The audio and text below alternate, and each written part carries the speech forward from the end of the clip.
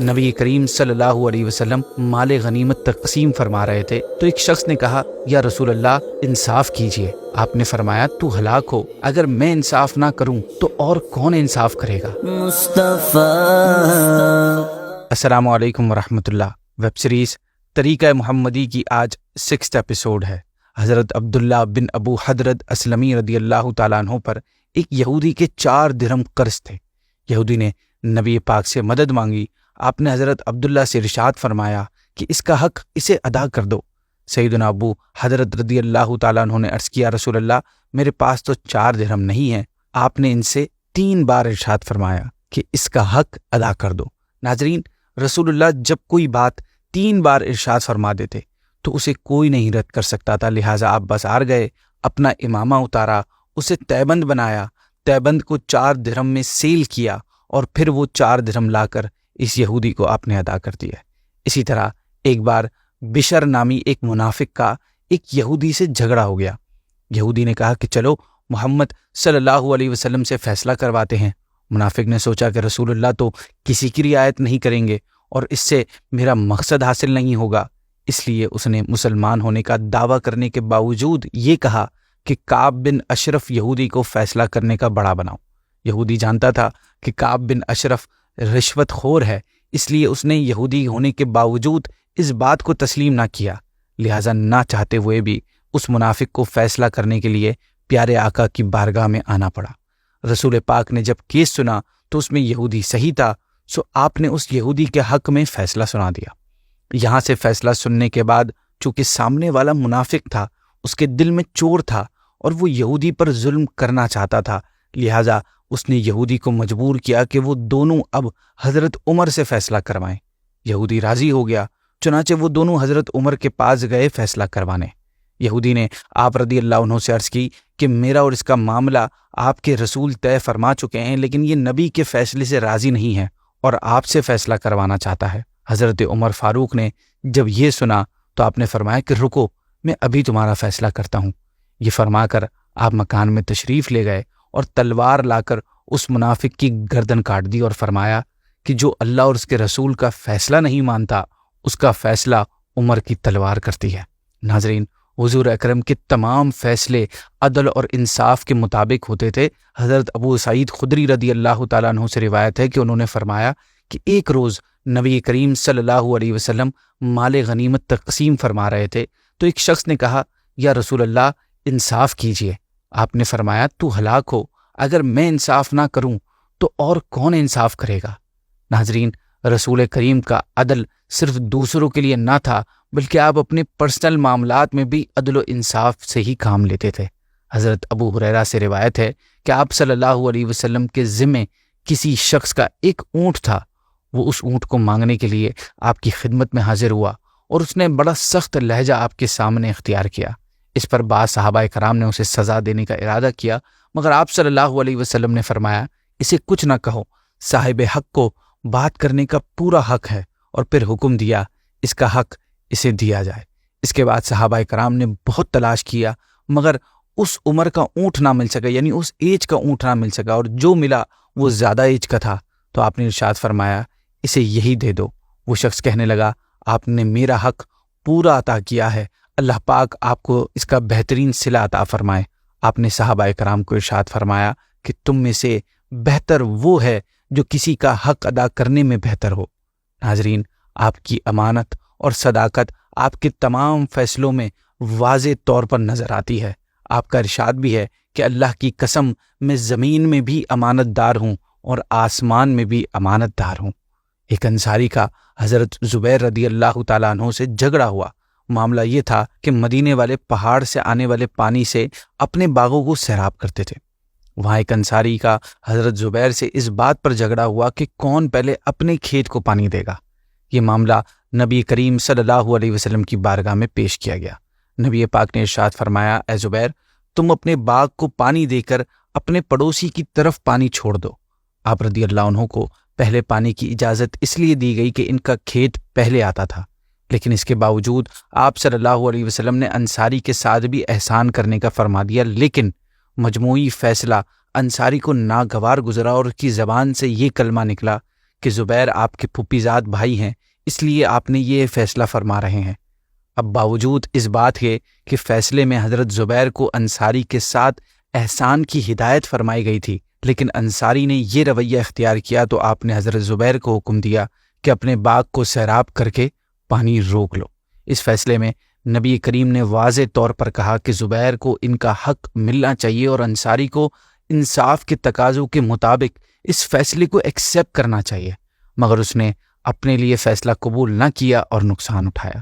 اس موقع پر قرآن پاک کی یہ آیت مبارکہ نازل ہوئی جس کا ترجمہ ہے، تو اے حبیب تمہارے رب کی قسم کہ لوگ مسلمان نہ ہوں گے جب تک اپنے آپس کے جھگڑے میں تمہیں حاکم نہ بنا لیں، پھر جو کچھ تم حکم فرما دو اپنے دلوں میں اس سے کوئی رکاوٹ نہ پائیں اور اچھی طرح دل سے مان لیں۔ اس آیت میں بتا دیا گیا کہ حبیب خدا نبی کریم صلی اللہ علیہ وسلم کے فیصلے کو ماننا ہر حال میں فرض اور ضروری ہے۔ جو شخص آپ کے فیصلے کو تسلیم نہیں کرتا وہ کافر ہے۔ ایمان کا مدار ہی اللہ کے رسول کے حکم کو تسلیم کرنے پر ہے، ایکسیپٹ کرنے پر ہے۔ ناظرین، نبی کریم نے کئی مقامات پر کچھ سخت فیصلے بھی کیے مگر وہ نہایت اہم بھی تھے۔ مثلاً کعب بن اشرف کو سزائے موت دینے کا فیصلہ۔ یہ کعب بن اشرف کون تھا؟ یہ مدینے کے یہودی قبائل کا سردار تھا۔ یہ مسلمانوں کے خلاف سازشیں کرتا اور نبی کریم کی شان میں گستاخیاں بھی کرتا تھا۔ بہت ہی دولت مند تھا۔ یہودی علماء، یہود کے مذہبی پیشواؤں کو اپنے خزانوں سے تنخواہیں دیتا تھا۔ دولت کے ساتھ شاعری میں بھی بہت باکمال تھا، جس کی وجہ سے نہ صرف یہودی بلکہ تمام قبائل عرب پر اس کا ایک خاص اثر تھا۔ اس کو آپ صلی اللہ علیہ وسلم سے سخت عداوت اور دشمنی تھی۔ جنگ بدر میں مسلمانوں کی فتح اور سرداران قریش کے قتل ہو جانے سے اس کو انتہائی رنج و صدمہ پہنچا تھا۔ چنانچہ یہ قریش کی تعزیت کے لیے مکہ گیا اور جو کفار قریش بدر میں قتل ہوئے تھے ان پر ایسے اشعار لکھے جن کو سن کر کافروں کے مجمع میں ماتم برپا ہو جاتا تھا۔ یہ اپنے اشعار قریش کو سنا کر خود بھی زار و قطار روتا تھا اور سننے والوں کو بھی بہت رلاتا تھا۔ یہ مکے میں ابو سفیان سے ملا اور اس کو مسلمانوں سے جنگ بدر کا بدلہ لینے پر ابھارا، بلکہ ابو سفیان کو لے کر حرم میں آیا اور کفار مکہ کے ساتھ خود بھی کعبے کا غلاف پکڑ کر عہد کیا کہ مسلمانوں سے بدر کا بدلہ ضرور لیں گے۔ پھر مکے سے مدینے لوٹ آیا۔ اس سے آپ صلی اللہ علیہ وسلم کی شان میں گستاخانہ اشعار لکھے۔ اسی پر بس نہیں کیا بلکہ یہ آپ کو چھپ کر قتل کرنے کی سازش بھی کر رہا تھا۔ کعب بن اشرف کی یہ حرکتیں بالکل اس معاہدے، وہ جو کانٹریکٹ تھا، اس کی خلاف ورزی تھی جو یہود اور انصار کے درمیان ہو چکا تھا کہ مسلمان اور کفار قریش کی لڑائی میں یہودی غیر جانبدار رہیں گے، یعنی وہ لوگ انوالو نہیں ہوں گے۔ نبی کریم نے اس کے برے کارناموں پر تمام ثبوتوں کو مد نظر رکھتے ہوئے فیصلہ کیا کہ اسے قتل کیا جائے تاکہ مدینے میں امن و امان برقرار رہ سکے۔ رسول کریم کا اس کے قتل کا یہ فیصلہ اسلامی ریاست کی حفاظت کے لیے ضروری تھا اور انصاف کے تقاضوں کے عین مطابق تھا۔ ناظرین، ایک جج کے لیے ضروری ہوتا ہے کہ وہ سامنے والے کی مکمل بات سنے اور پھر کوئی فیصلہ سنائے۔ جذبات میں آ کر فیصلہ کرنا یہ اچھے جج کی نشانی نہیں ہوتی۔ حضرت حاتب رضی اللہ تعالیٰ عنہ یہ ایک صحابی رسول ہیں۔ انہوں نے ایک جنگ کے موقع پر قریش کو ایک لیٹر بھیجا جس میں لکھا کہ رسول اللہ صلی اللہ علیہ وسلم جنگ کی تیاریاں کر رہے ہیں، لہٰذا تم لوگ ہوشیار ہو جاؤ۔ اس لیٹر کو انہوں نے ایک عورت کے ذریعے مکہ بھیجا۔ اللہ پاک نے نبی پاک کو علم غیب عطا فرمایا تھا۔ آپ نے اپنے اس علم غیب کی بدولت سے یہ جان لیا کہ حضرت حاتب سے کیا کام ہوا ہے۔ چنانچہ آپ نے حضرت علی، حضرت زبیر اور حضرت مقداد کو فوراً ہی روانہ فرمایا کہ تم لوگ فلاں مقام پر چلے جاؤ، وہاں ایک عورت ہے، اس کے پاس ایک لیٹر ہے، اس سے وہ لیٹر چھین کر میرے پاس لاؤ۔ چنانچہ یہ تینوں صحابی تیز رفتار گھوڑوں پر سوار ہو کر اس مقام پر پہنچے اور عورت کو پا لیا۔ جب اس نے خط مانگا تو اس نے کہا کہ میرے پاس کوئی خط نہیں ہے۔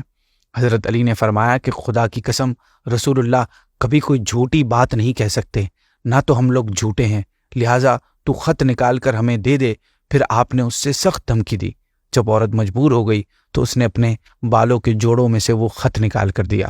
یہ لوگ خط لے کر بارگاہ رسالت میں پہنچے، لیکن آپ صلی اللہ علیہ وسلم نے ابھی فوری طور پر کوئی فیصلہ نہیں کیا، بلکہ آپ نے حضرت حاطب کو بلایا اور ان سے فرمایا کہ اے حاطب، یہ تم نے کیا کیا؟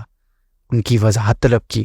انہوں نے عرض کیا رسول اللہ صلی اللہ علیہ وسلم، آپ میرے بارے میں جلدی نہ فرمائیں، نہ میں نے اپنا دین بدلا ہے نہ مرتد ہوا ہوں۔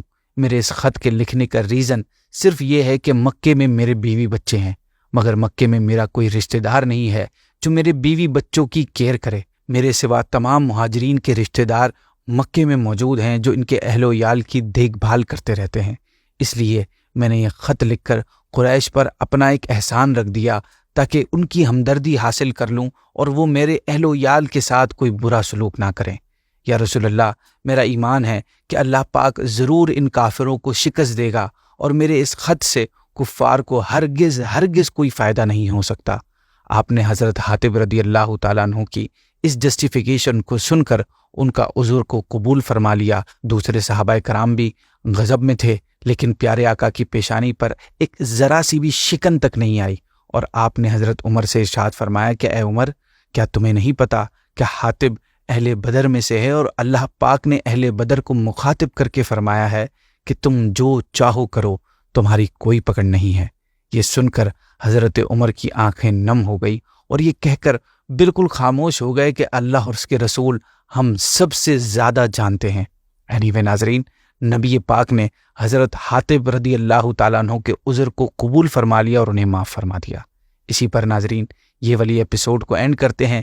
نیکسٹ ایپیسوڈ میں ہم حضور صلی اللہ علیہ وسلم کے ایک اور زندگی کے اسپیکٹ پر بات چیت کریں گے۔